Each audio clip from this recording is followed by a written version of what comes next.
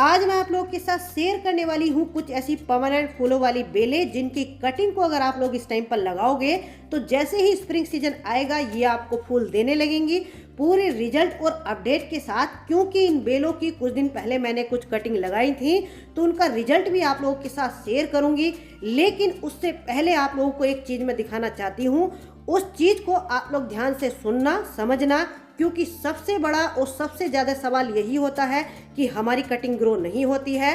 तो देखिए, सबसे पहले आप लोग ये पैरेट ग्रीन कलर का एक प्लास्टिक का जो पॉट रखा हुआ है इसको देखिए। इसमें मैंने आज से लगभग 3 महीने पहले एक कुंदा यानी कि जैस्मीन की एक कटिंग लगाई थी। और इस कटिंग को लगाने के बाद यानी कि इस पॉट को, ये मेरा एक मधुमालती का बड़ा सा कंटेनर है, इस कंटेनर में रख दिया था। यहाँ पर मॉर्निंग की 1 घंटे की सनलाइट आती है विंटर के टाइम, समर में ज़्यादा आती है। तो इस पॉट को हम लोग उठा करके देखते हैं। तो आप लोग देखिए, जब इस पॉट को हम लोग उठा रहे हैं तो नीचे से हल्की हल्की सी व्हाइट कलर की जड़ें आपको नज़र आ रही होंगी। और नीचे ये जो व्हाइट कलर का जड़ों का गुच्छा आपको दिख रहा है, ये हालांकि जैस्मीन का नहीं है, ये मधुमालती की जड़ें हैं। लेकिन यहाँ पर आप लोगों को एक बात नोट करनी है, ध्यान से सुननी है, समझनी है। ये जो नीचे से जड़ें आपको दिख रही हैं मधुमालती की, इन जड़ों से इस कटिंग को ह्यूमिडिटी मिल रही थी। इस वजह से ये कटिंग ना ही खराब हुई है और जल्दी से ग्रो भी हो गई है। अभी मैं आपको आगे इसको निकाल कर भी दिखाती हूँ। तो कटिंग तो सभी लोग लगाते हैं, लेकिन कटिंग लगाने के बाद एक सबसे बड़ी गलती जो हो जाती है वो यही होती है, कटिंग को सही जगह पर नहीं रखते हैं। कटिंग को लगाने के बाद अगर आपने सही जगह पे रखा है, सही लोकेशन में, तो आपकी कटिंग 100% ग्रो होगी, मैं ये गारंटी के साथ कह सकती हूँ। तो देखिए, रिजल्ट आप लोगों के सामने है, देख लीजिए कटिंग कितने अच्छे से ग्रो हुई है। तो चलिए कुछ और बेलों की कटिंग को भी हम लोग लगा लेते हैं और उनका रिजल्ट भी देखते हैं।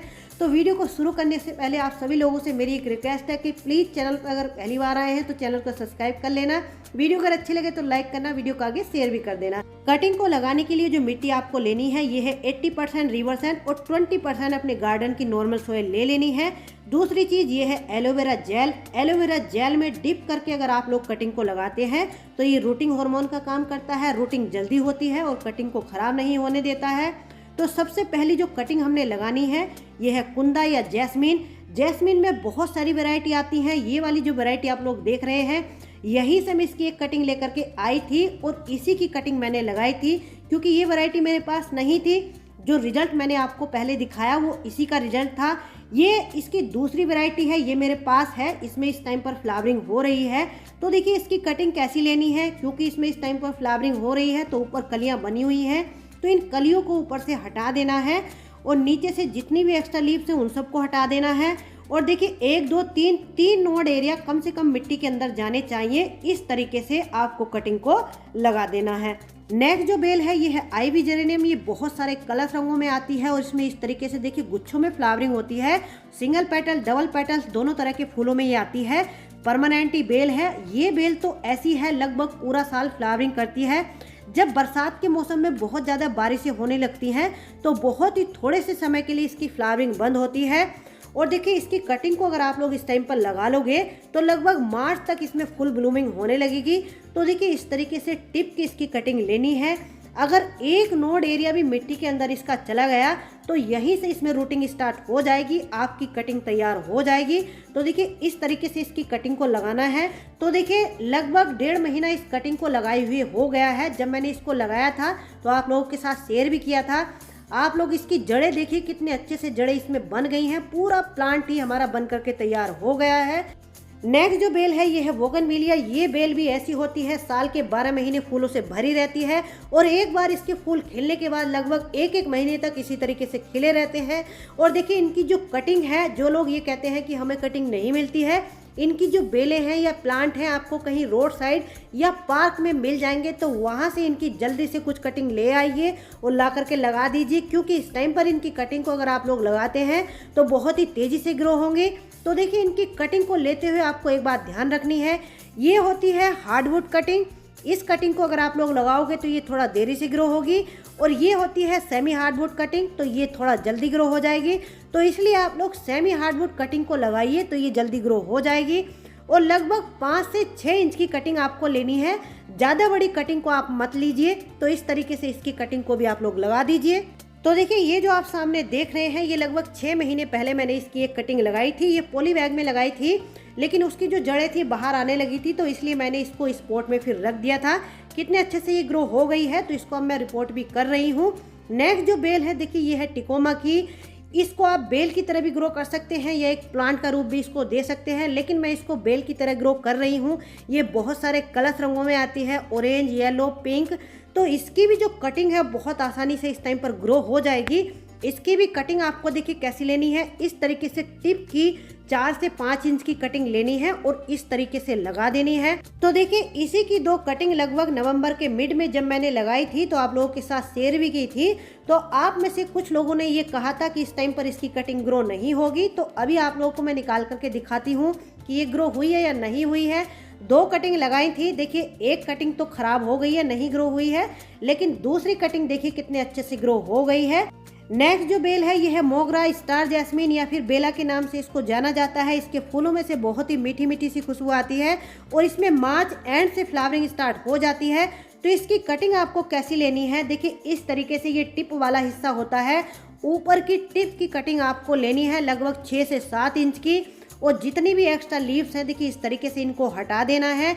इसके जो नोड एरिया होते हैं देखिए काफ़ी दूरी पर होते हैं, आप लोग मेरी फिंगर से अंदाज़ा लगा सकते हैं। तो कम से कम 2 नोड एरिया मिट्टी के अंदर चले जाएंगे तो ये अच्छे से ग्रो हो जाएगी। तो देखिए इसकी भी एक कटिंग मैंने लगभग अक्टूबर नवंबर में ही लगाई थी। तो इसको निकाल करके देखते हैं। हालांकि अक्टूबर नवंबर की लगी हुई जो कटिंग होगी वो थोड़ा देरी से ग्रो होगी, लेकिन इस टाइम पर इनकी कटिंग को आप लोग लगाओगे तो जल्दी ग्रो होगी। ये है देखिए मैंडेविला वाइन, ये भी कई सारे कलर्स रंगों में आती है। मेरे पास भी इनके 3 कलर हैं। ये बेल भी ऐसी होती है कि पूरा साल फ्लावरिंग करती रहती है। मेरे यहाँ पर इसने अभी लगभग 10 से 15 दिन पहले से ही फ्लावरिंग करना बंद किया है, लेकिन इसमें नई नई ग्रोथ स्टार्ट हो गई है, यानी कि दोबारा से इसमें नई ग्रोथ करना शुरू कर दिया है। और देखिए ये कहते हैं ना कि बरसात के मौसम में कटिंग जल्दी ग्रो होती है, तो हाँ बरसात के मौसम में भी कटिंग जल्दी ग्रो हो जाती है। लेकिन मैं आपसे ये कहती हूँ कि बरसात के मौसम में अगर 99% कटिंग ग्रो होती है तो इस मौसम में 100% कटिंग आपकी ग्रो होगी, क्योंकि जितने भी परमानेंट प्लांट्स रहते हैं ये इनका ग्रोइंग पीरियड रहता है। कटिंग को अगर आपने सही तरीके से लगा दिया है और सही लोकेशन में रख दिया है तो जरूर ग्रो होगी। ये है देखिए गार्लिक वाइन, ये लहसुनिया बेल भी इसको बोलते हैं। इसके फूलों और पत्तों में से बिल्कुल ऐसी खुशबू आती है जैसे लहसुन में से खुशबू आती है। ये भी परमानेंट बेल है। तो इसकी भी देखिए इस तरीके से कटिंग आपको लेनी है और इस टाइम पर इसमें जैसे फ्लावरिंग चल रही है तो इसके फूलों को भी कट कर देना है, पत्तों को भी कट कर देना है। इसकी जो कटिंग है आपको थोड़ा लंबी लेनी पड़ेगी, क्योंकि इसकी जो नोड एरिया होते हैं बहुत दूरी पर होते हैं। तो कम से कम 2 नोड एरिया मिट्टी के अंदर अगर चले जाएंगे तो अगर एक नोड एरिया से रूटिंग नहीं होती है तो दूसरी नोड एरिया से रूटिंग स्टार्ट हो जाएगी। नेक्स्ट देखिए नेस्टेशियम, ये भी लगभग परमानेंट बेल है, लेकिन बहुत ज़्यादा जब समर में गर्मी पड़ती है तो उस टाइम पर इसका जो प्लांट अगर पॉट में लगा हुआ होता है तो ख़राब हो जाता है। लेकिन इसके ऊपर बीज बनते हैं तो इनके बीजों को आप लोग कलेक्ट करके रख लीजिए, इसलिए ये भी परमानेंट हो जाती है। तो देखिए इसकी भी इस तरीके से टिप की आपको कटिंग लेनी है और लगा देनी है। नेक्स्ट जो बेल है ये भी जैस्मिन की एक वैरायटी है। इसके फूलों में से भी बहुत अच्छी खुशबू आती है और ये बेल भी ऐसी है, इसमें जब 1-2 बारिश हो जाती है तब से फ्लावरिंग स्टार्ट हो जाती है और अभी तक मेरे यहाँ इस प्लांट में फ्लावरिंग हो रही है, आप लोग देख लीजिए। हालांकि इस टाइम पर इसकी जो फ्लावरिंग है थोड़ा सा कम हो गई है, लेकिन आप लोग देख सकते हैं कि मेरे मधुमालती के कंटेनर में ही बेल लगी हुई है, यानी कि एक ही कंटेनर में 2 बेलें लगी हुई हैं। इसमें अभी भी फ्लावरिंग हो रही है। तो इसकी भी जो कटिंग है देखिए इस तरीके से आपको लेनी है।